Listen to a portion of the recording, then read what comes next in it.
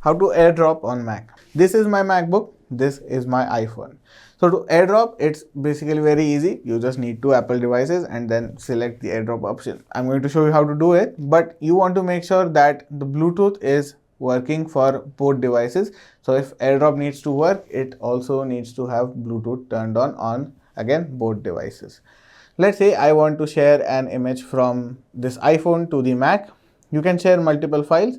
I'd rather share images. Let's say I have this picture of a cute dog I want to share.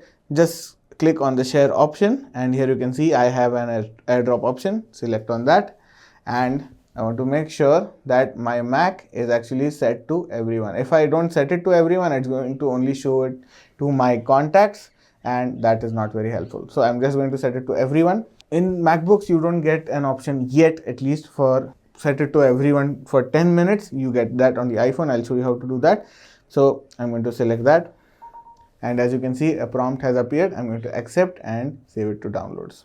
So it has automatically downloaded and opened the file location for me. Let's say I want to share the same photo to this iPhone. Again, it can be any file. I just prefer it to be the photo for now. I'm going to select the share icon over here as well and select AirDrop over here. So as you can see, my iPhone does actually pop up over here, but if I go to AirDrop, I can set it for everyone for 10 minutes and it's going to automatically turn off and go to contacts only after 10 minutes. So I'm going to select iPhone and a prompt has appeared whether I want to save it. I'm going to accept it and as you can see, it has immediately downloaded it for me. Hopefully this video has been helpful. Do make sure to like, share and subscribe.